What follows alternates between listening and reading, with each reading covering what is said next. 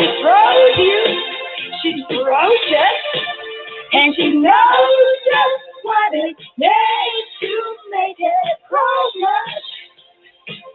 All the boys think she's a size she's got. Betty Davis eyes.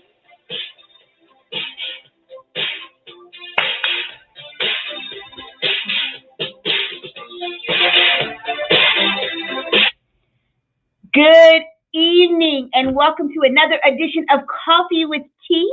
I'm your host, the amazing T Street. Now, y'all know how I like to do it. I always open up with some music because it gets my energy going. I like to hear music.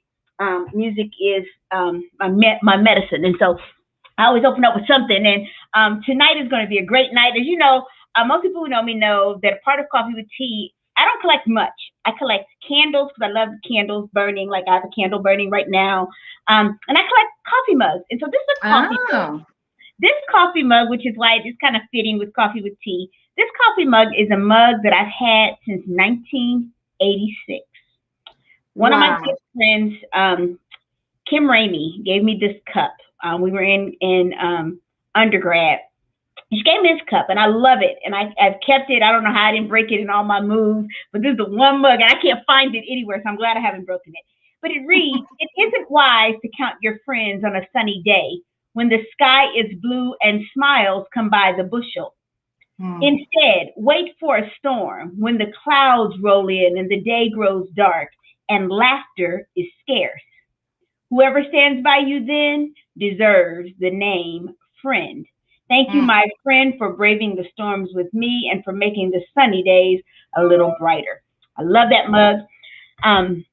We're going to get into this tonight. When I tell you, my guest, I've known her for years. So y'all know I always put all the stuff out there so people don't say, "Well, how you know?" Da, da, da.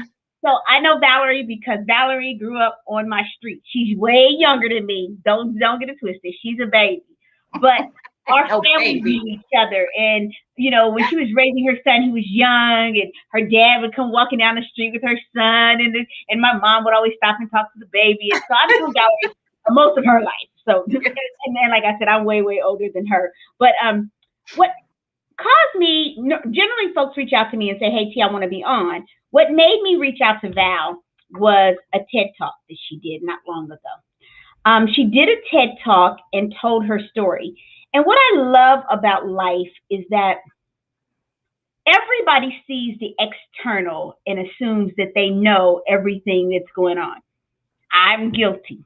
I generally try to stay out of people's business. So I don't usually ask, not because I don't care, but because I just assume anything people want me to know, they're going to tell me. And if they don't tell me, they don't want me to know. Val obviously wanted her audience to know something about her story. And so when I saw it, I was watching it because I go back and I watch stuff in the middle of the night. I was watching it at like 4:30 in the morning. And as soon as I saw it, there were two that I watched that morning. I watched hers and I watched Yolanda's, and I'm going to have her on as well. Yolanda is one of my kids. But I saw the two, and both of them moved me. And I was like, wow, I got to have Val on. I had no idea. She's got to come on my show and tell the story. Val was actually the first person that I asked. She's the very first guest that I invited. So to have her here tonight is exciting for me. You don't want to check out, because if you do, if you miss a minute, you're going to have missed a whole lot. Okay. So now I always start out the same way, and then I change the questions up. But the first question is always the same. What's one word that you would use to describe yourself as a child, an adolescent, a young adult, in your 30s, and today? Okay. Actually, can I cheat a little bit? I have two words for a child when I was a child. I'll say two. One is imaginative, and the second one would be lonely. I was very lonely as a child, up until I was about 5.5. So when I turned 5.5, I moved on Ellsworth. So, but prior to that, there were no children on the block. I had no friends outside of my family when we get together with family. Outside of that, my friends were adults. They were forced to entertain me. So, yeah. Okay. Adolescence. Adolescence. I'd say in that same vein, dreamer. I was a dreamer, still am. As a young adult, you mean like in the 20s then? In my 20s? In my 20s, I felt free for the first time. Well, Okay. somewhat free for the most part. My 30s, grieving. I spent most of the 30s grieving. And then in my 40s, now I'm telling my age for real. In my 40s, it was a good portion of that was when I hit rock bottom, actually. And now we're here. So is that your word hyphenated, rock bottom? In my 40s, it was rock bottom. Right now, I'm back to dreaming and I'm hopeful again. So I got 2 words again. I started with 2 words and I'm back with 2. I'm hopeful and I'm a dreamer still. Okay, so we went from imaginative and lonely to dreamer to free to grieving, rock bottom, dreaming, and hopeful. I love it. I love that it all brought you back to that whole place of Full dreaming. I love how God does things in cycles. So it does something for me. What's one misperception you think people have about you?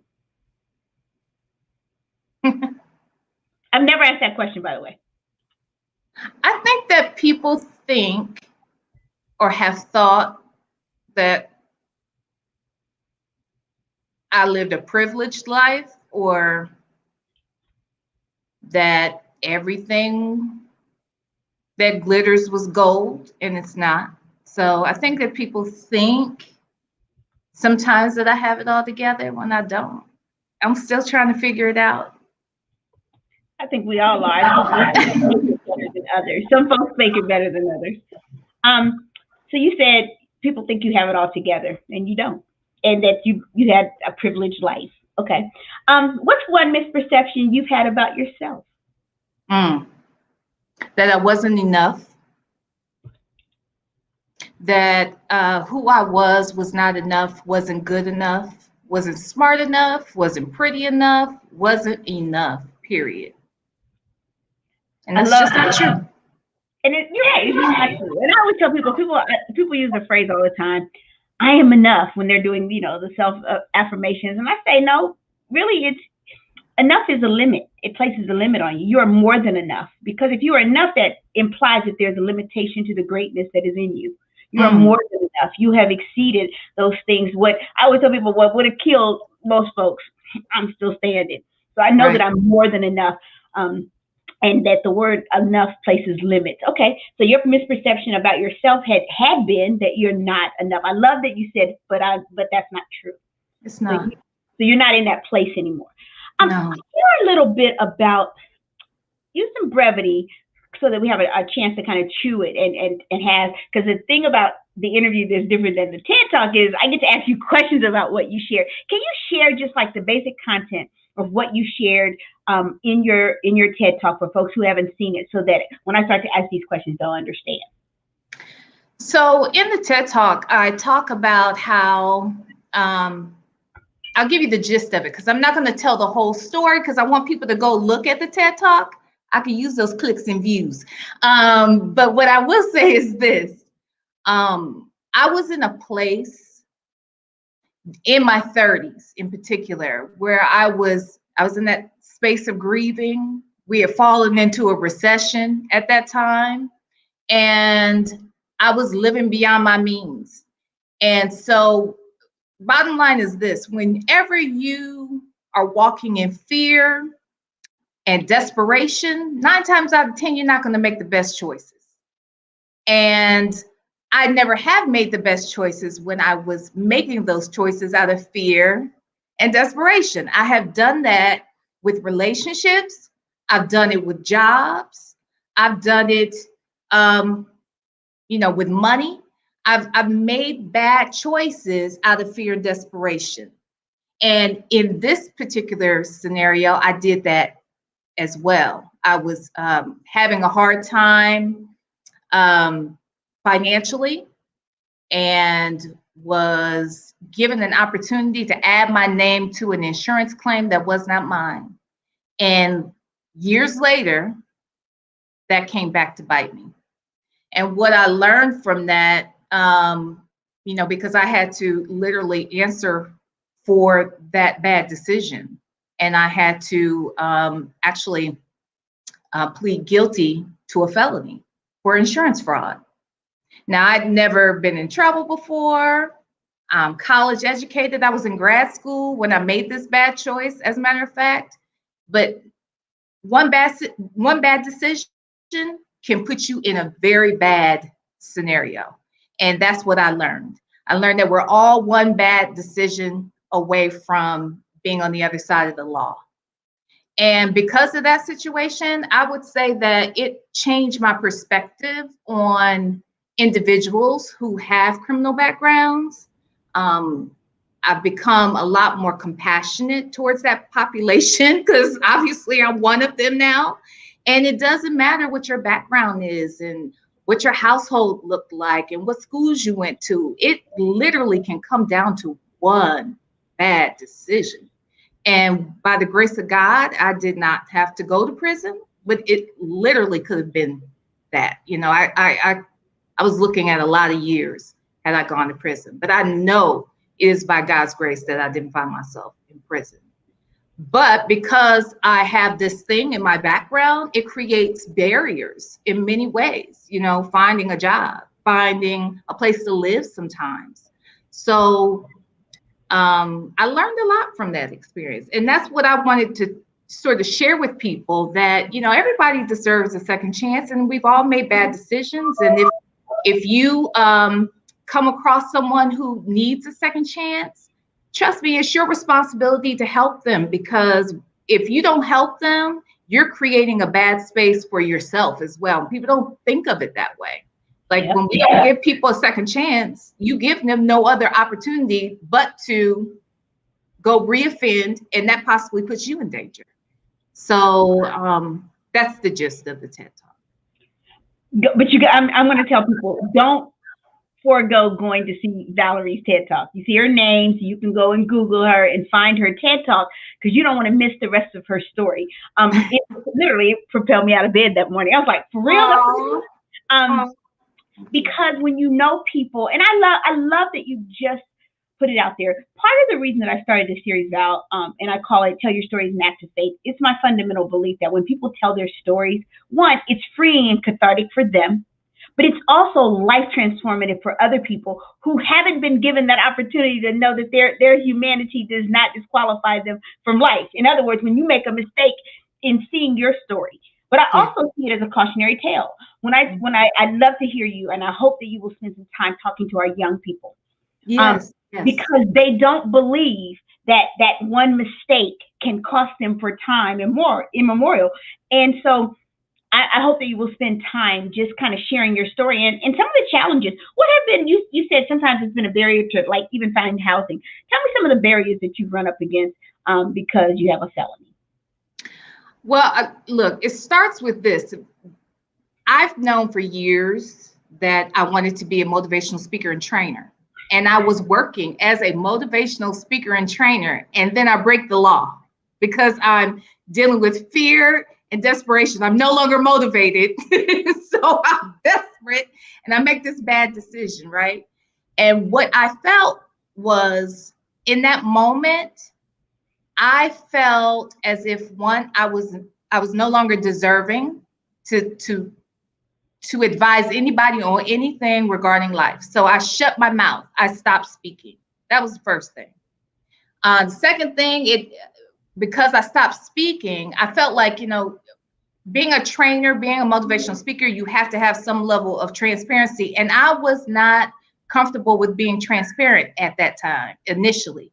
And I was afraid, I needed to be able to get a job, and that was becoming difficult.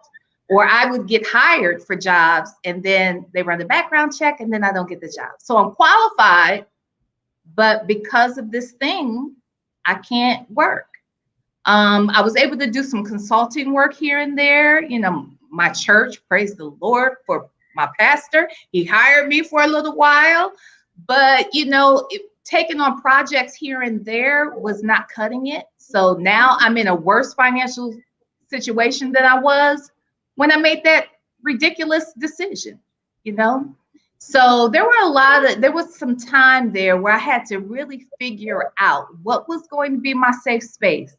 Where could I utilize the skills and the training and the experience that I have and my story and combine the two so that I could continue on with my career. And I was luckily able to do that, but not until about 3 years ago, actually. I was ducking and dodging. I didn't want to be seen. I didn't really want to go out. I was dealing with depression, anxiety. I was having panic attacks.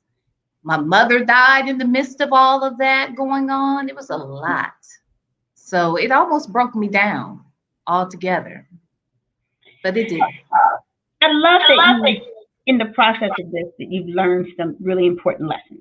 And I was noting some of the things that you said. One of the reasons that you stopped speaking is because you didn't think that you know, had a leg to stand on to speak. You didn't, you were afraid of, because you didn't want to tell your story. You didn't want people judging you that way. One of the things, and for the record, I want to say this to people who are listening. When you use somebody else's work, give them credit. I'm going to show you how that's done. All of you fake Facebook people who get out there and you put these quotes out there so you can sound deep and dope, you sound stupid because people have heard some of your stuff before. Give people credit. If you're citing it, put it in quotes. And if you're not, if you're talking it, tell people who said it. So I'm going to do that right now. My friend Javier Sanchez says, and one of my favorite Javi quotes is, your past does not disqualify you from your future. It sure doesn't. If more people understood that, they would be more forthcoming in telling their story, because they would also be more forthcoming in believing that they were deserving of a second chance. You talked about second chances. One of the things when people talk about faith, it always is ironic to me that some of the most judgmental, non-forgiving, non-second giving people are people who claim to be people of faith. When we know in our faith, it teaches us that all of us are basically getting by every day on two things: grace and mercy. Mm-hmm. And I remember when Christopher was little, we used to watch VeggieTales together. And one of the VeggieTales stories was about mercy. And the quote that they kept giving was, what is mercy? Mercy is getting a second chance that you don't deserve. None of us deserve a second chance. So Val, talk to me about some of the amazing second chances that you've had and taken. Well, I'd say the main one in particular was, as I did some research and I started looking at, well, what agencies work with people who need second chances? What companies are second chance employers? I applied for a job at Goodwill Columbus, and at the time, it was literally just a facilitator position. I knew that it was something a little less in position than I'd had in the past, but it was for the first time, it was going to be the first time in a long time where I could tell my story or use it as I saw fit, and be able to inspire other people, help them get jobs, and then possibly get to a place where I'm educating the public and educating employers about the benefits of giving people second chances. So I applied for this job at Goodwill Columbus as a facilitator. It was for a program that they were doing on the south side of Columbus, which we're from. So I was like, oh, this is for me. You know, it's a training position. It's helping people get jobs. I know all about this. And it's on my side of town that I grew up on. So I go apply for it, and I get to the interview, or actually the second interview, and I had to do a demonstration of my training. And the director of workforce development happened to sit in on that training and took me aside at the end and said, hey, you know, I was just wondering, are you free on Monday? I'd like to take you to lunch. And I'm thinking, lady, you're not going to tell me the day. I've been waiting for 2 weeks to hear whether or not I got this job, and now she wants to take me to lunch. But I knew that sounded good. So long story short, right after I agreed to go to lunch, the gentleman that was actually trying to hire me for that role came to me and said, hey, I just want to tell you the reason why my boss wants to take you to lunch is because she thinks you're better qualified for a different role. And basically, it was the role that the person that I was the role that I was applying for, it's reports to. So basically, I got that position, and she knew about my background, but she didn't want any details about it. She's like, look, I don't care about that. I see who you are. I saw what you can do. I want you. So to have that embrace like that, that was everything. That was renewing for me. It was inspiring. I was so excited to have that opportunity. And over the time that I was there, I was able to pick and choose when to share my story, because oftentimes the clients that came in, sometimes there were people who were just recently released from being incarcerated. Sometimes there were people who just had something in their background like I did, but it was a barrier to their employment. So being able to inspire them and to let them know, look, I know I understand. I walked in your shoes to some extent, and I get it. And I'm here to support you and to advise you. So I was happy to be able to do that. And I have felt so blessed and so honored to be in that role. So, and now I'm off on another role. So another organization. I saw that recently. I said, look at Val. She was like, but what I loved is that you paid homage in your post. You paid homage to where you had been. A lot of times people are like, I'm on to the next. And they don't understand that it was necessary, that step was the necessary for the next. And I have to believe that you being at Goodwill gave you some of the time and skills and the opportunity to prove yourself for the next. Right. Yes. So, congratulations on your next. And I appreciate the fact that, God always shows up and does what he says he's going to do, and you get a chance to see him move. One of the things that I love about your story is that it's woven with hope all throughout. As you were telling parts of your story, some of the things like you talked about, the era of your life that was marked with the word grieving, and then you talked about rock bottom, and now you're in a place of dreaming and hoping again. But all throughout there, I could see woven in places of hope. What are the things that make you so hopeful? I'm hopeful because I didn't expect to be here. Like, I didn't expect to make it here. There were more moments, there were mornings when I just didn't want to wake up. When I literally, look, I was not going to take my life, but I prayed to God that he would. So the fact that he continues to wake me up, I have to know that it's for a purpose. I know that he has me here to do something. And he doesn't always reveal the entire plan at once, right? He will show you bits and pieces as much as you can handle in this moment. And as long as I was willing to wake up and get up, he extended his grace. He extended his mercy. And so that has given me even more hope. And I just know that the best is still yet to come. There's more work for me to do, evidently. I'm still here, and I'm still relatively young, relatively. Only half a century plus one, hey. Like I said, a baby. You are a baby. I got a few years on you. I think you're closer to Monty than you are to me. So, yeah. The next question I have is, when you look back over your life, what's one experience that is responsible for the Valerie that you are today? That bad decision. To be quite honest, it sounds crazy. Look, I'm very regretful for having potentially shamed my family and friends and people who expected better of me. I still live with that guilt and shame. But what I do know is that had it not been for that experience, I wouldn't be on this path that I'm on now. And as much as I've enjoyed speaking and training over the years, I've traveled this country speaking. It took me to training individuals around the world. And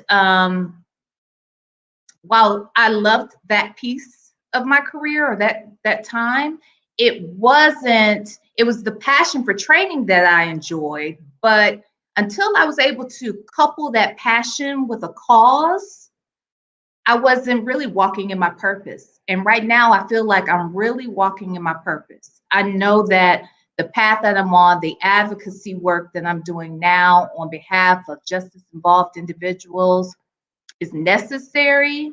And had I not gone through that experience, I wouldn't be here. I wouldn't have the appreciation for that community of people. And I'm better because of it. Honestly, I'm better because of it. I love that. I love the term justice involved individuals, because that's what it is. People use words like ex offender, and X means something is not there. When you take on EX, like they out the picture. Yeah. Guess what? That's like you said. It's a part of who you are, and it's a part of what made you who you are. I'm gonna switch gears a little bit. If you could have a conversation with someone who is no longer living, who would it be, and what would you discuss? Ooh, that's a tough one. You know what? I like that question. You know what? It's funny because someone who's not living, and doesn't matter who, right? Doesn't matter who. And I want to know what you would discuss. Who and what? Honestly, I think it would be my mother.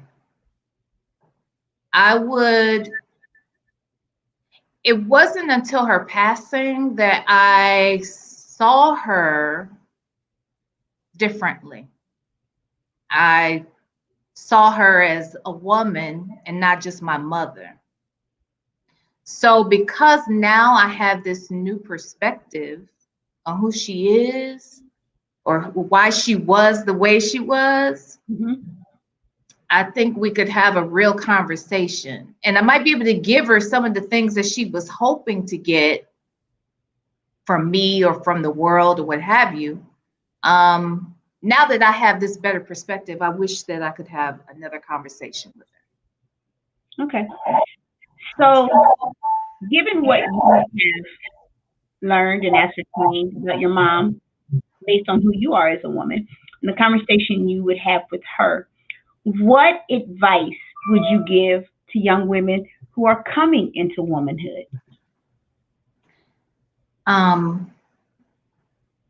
One is to never function in fear, and understand that,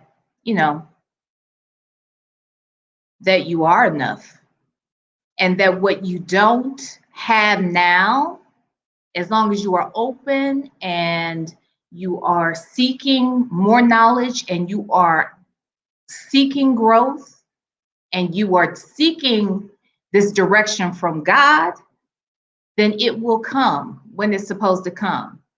Take your time, and enjoy each and every moment. I was always so anxious to get to the next phase of life throughout my entire life until now. But I was always like, I can't wait till I'm this age, and I can't wait till I have kids, or I can't wait till I get married, and I can't wait. How about be okay with where you are right now and be grateful for where you are now? And if you don't have what somebody else has, that's okay. Doesn't mean you won't have it in the future. It means when you're ready for it, you can call it into your life. So I would say, don't function in fear, be patient, and enjoy the moment.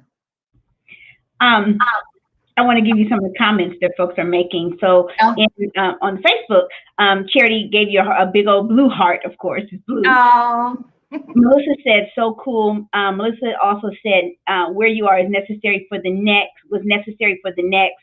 Olivia gave you praise hands. And Oyanko says, we've all had to face that fork in the road moment, and your decision does help shape your purpose. What's the best piece of advice you've received, and what makes it so? That's a great question.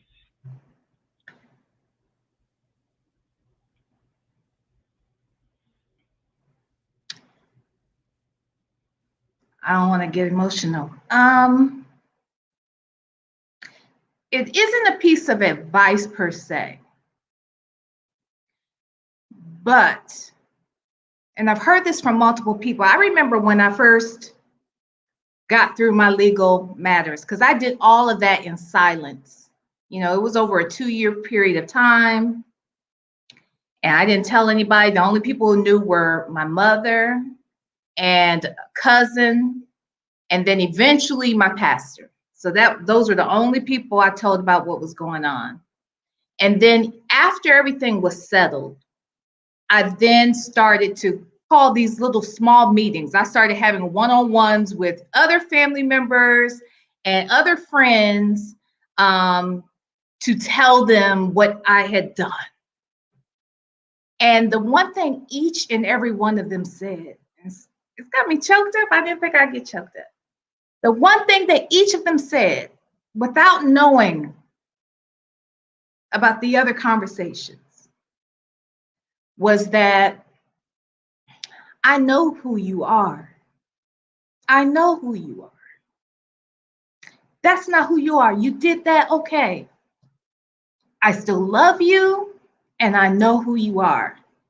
To hear people say that to me, the people that I admired the most, the people that I didn't want to let down, it meant everything. So I think just letting people know that when they're going through these hard times, that they are loved and that they are worthy, regardless of what they've done, they are worthy, and that you are there to support them is everything. Because I know for me, it was everything. And I was amazed at every time I heard it. And honestly, my son, and as crazy as it sounds, he was the last person I told. And I remember my pastor saying, have you told my boy yet? You told my boy yet? And I said, no, I'm scared. I was scared to tell my son that I had broken the law. Like, what the heck? Like, people who know me would never have guessed. So the fact that here I was in this space, and the things that I'm, had tried to coach or make sure my son would never fall into, here I've fallen into it in my 30s. Like, what the heck, So when I told him, he said, it's okay, Mom. I love you. And I'm just glad it's over then. And I was like, okay. So, I mean, that made me whole right there in that moment. But it was the hardest thing for me to do. And, but I know that that's not exactly what you were looking for, but I'll be honest, that just hearing people say, I love you, I believe in you, I know who you are, was everything.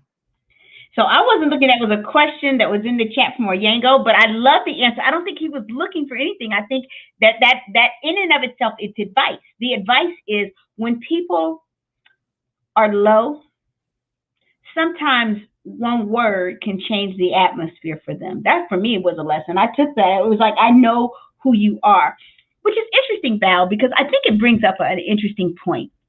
People said, I know what you did, but I know who you are. Isn't it interesting that in those circumstances, we know that who we are is not, what we did is not who we are?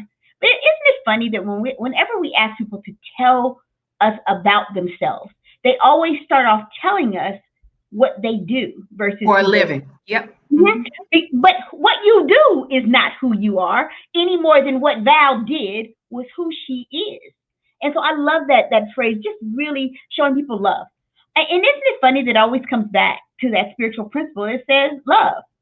It covers the multitude of sin. With loving kindness have I drawn you. There must be something to this love, because everybody that I've had on has talked about the redemptive power, however we look at it, of love.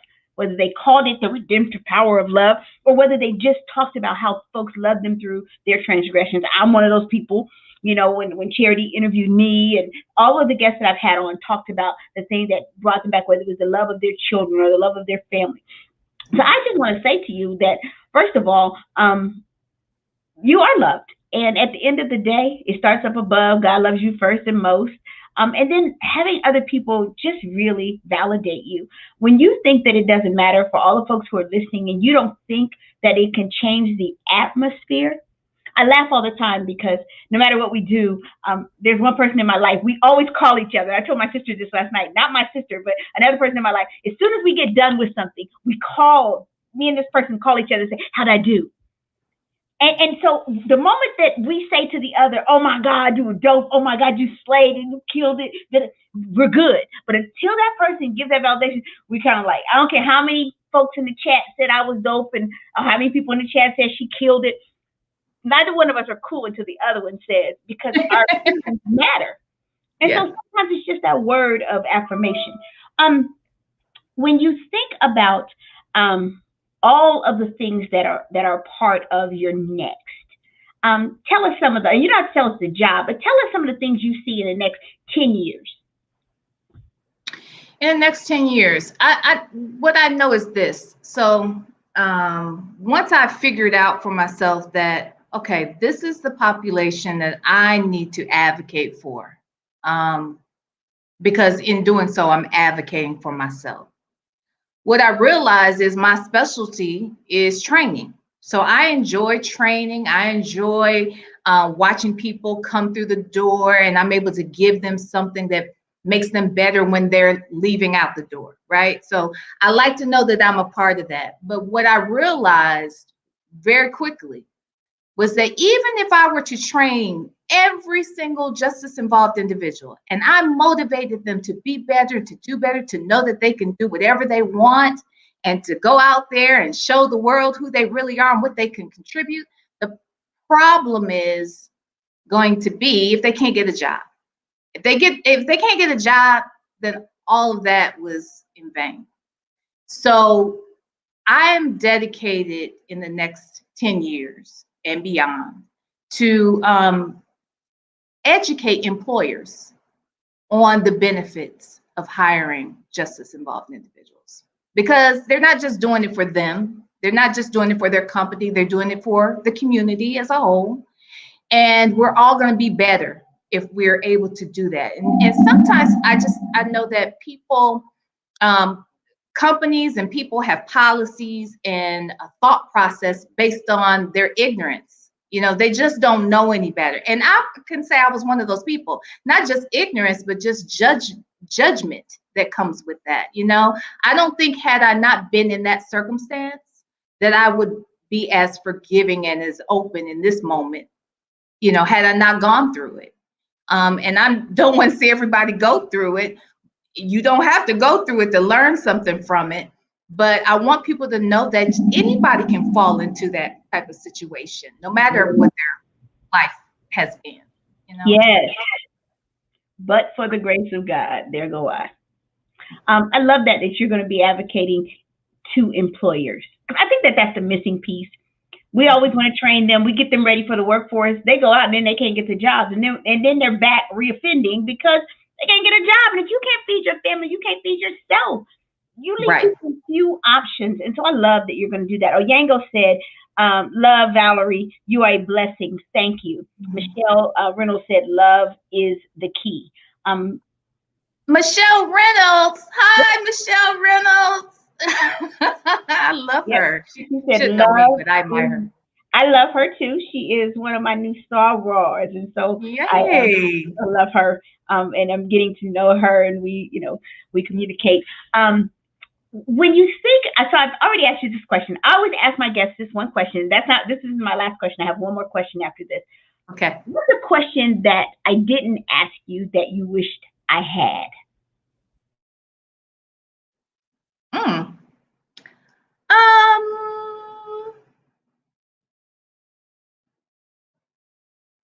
Wow, I don't know.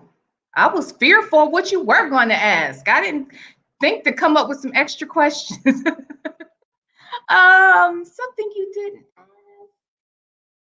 don't know. I don't have one. I can't think of anything right now, T. I'm sorry. Oh, that means I did a good job. I'm just saying, because you see, I always ask my guests, and I've learned some things about people. We were like, the first guest I had on was Ikea, and I asked her that question. She blew everybody away with her answer. I was like, Oh, I didn't well, know. what was her answer? So I asked her, I said, you know Ikea, right? From Right Choice? No.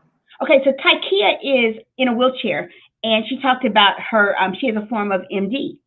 I did see her. I did see that interview. When Yes. I asked her the question, and she said, nobody has ever asked me. They see my hair all together. They see me dressed to kill. Nobody has ever asked me what my life is like behind closed doors when I'm home. And she dropped some stuff that, like, people are still asking me about it. That's how powerful what she dropped was. And I was like, wow. Michelle said to tell you she loves you. I'm reading the chat and things, what people are saying. Let me see. I have another one here. Hang on, I'm trying to find it. Melissa said, basically, you are where you are because of the bumps that you've had in the road. So my question for you is, I always like to have a fun question. And so my fun question for you, and it doesn't have to be a real one. You can create your own. This is where your creativity and your imagination gets to come into play. Okay. Let's say your life was a reality show. Mm-hmm. What would be the title of your reality show for Valerie's life? It could be made up. It doesn't have to fit one that currently exists. What would it be?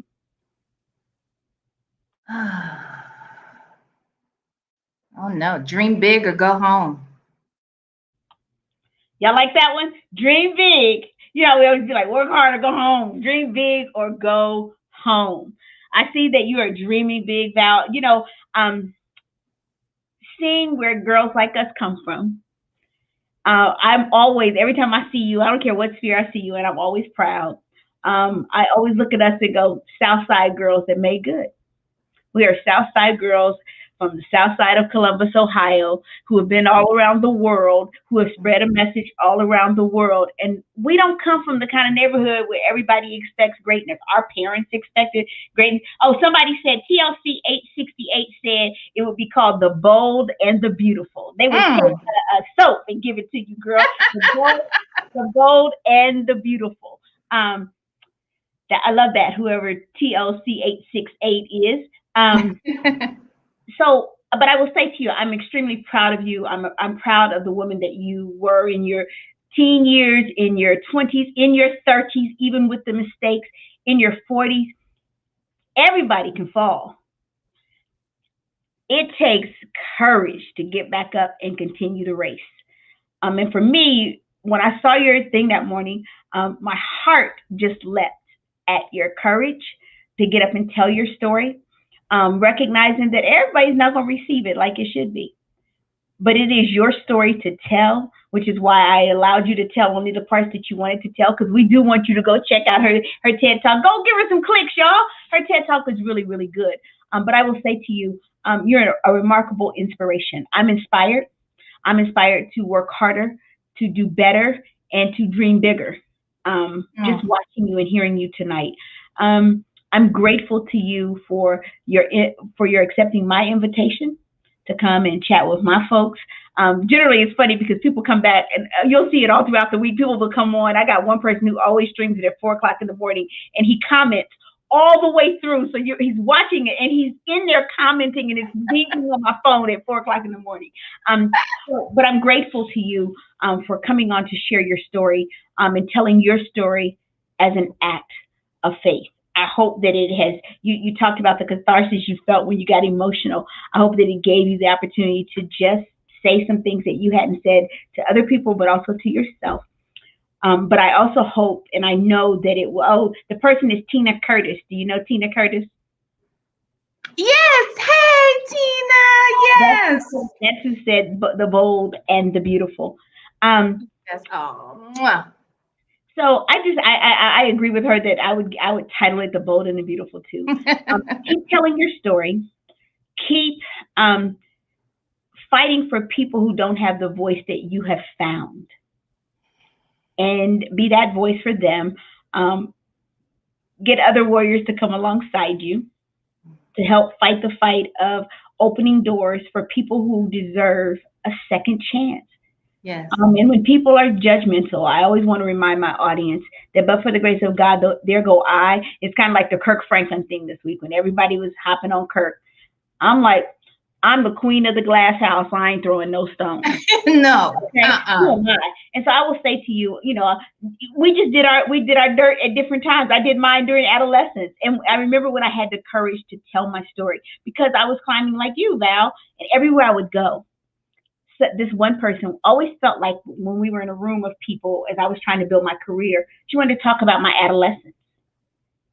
Oh, and all these things. And so I remember telling my mom, I said, Mom, I think that my past, I was a kid. I was a juvenile delinquent, not even an adult offender, a juvenile delinquent. Right. I said, every time I turn around, she's telling my story. And my mom said to me, write a book and tell your own story. Mm-hmm. Don't ever let someone blackmail you with your life. Mm-hmm. I was like, that's right. That high school education that my mama dropped on me, I will say to you, keep telling your story. Don't let anybody else tell your story. And don't let anybody else take the power of your story from you. Absolutely. Anything else you want to say to my audience before we go? No, you actually pretty much took the words out of my mouth because that's what I was going to say too. I decided to do that TED Talk. Look, I've been speaking and training, as I said, for years, about 20 years, and I could talk about everything. But when it came to talking about my story, that was the hardest thing I have ever done in my entire life, because I knew once I put it out there, it's out there. And, there's no pulling it back. And that's okay. And I felt like I was taking the reins of my life and my story. And I was going to take control of that piece. And, whether people liked it or accepted it or not, that's going to be their business, not my business. My business is about inspiring those that I can inspire. And so I just ask everyone, if you have someone in your family, and look, if you look like us, if you're Black, you probably have someone in your family or someone or someone you've come across who is either a justice involved individual who has gone to prison or who hasn't, but trust and believe they need your support, they need your encouragement, and know that they are, they're probably not always doing okay when they say that they are.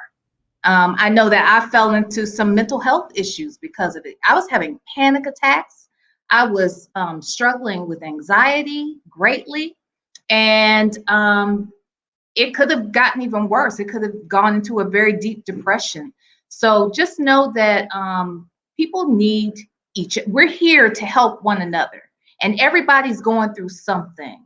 And don't get so caught up in your stuff that you forget about the people and the community around you, because that might be what heals you. Helping someone else might be what heals you from your ailment.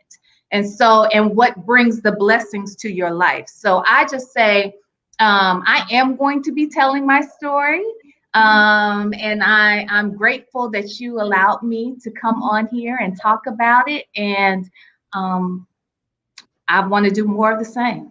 So thank you so much, T Street, the amazing T Street, by the way. I'm just grateful that you even asked to have me on. So I'm going to once again tell people to go see your TED Talk. Google Valerie Hawes, Valerie L. Hawes.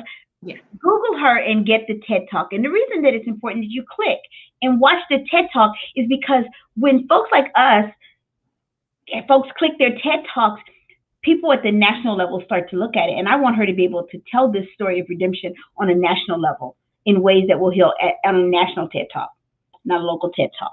And I think that the more and more we support each other in that venue, the more and more we get to see our faces on TED Talks and talking about what it means to be a comeback kid. So, Valerie, thank you so much. As I close tonight, I want to say what I always say. I'm the amazing T Street, but I can assure you there's absolutely positively nothing amazing in me that's not in each and every one of you. I charge and I challenge you to go walk out your own amazing. Thank you so much, everybody, for tuning in. We appreciate it. Thanks. Thank you.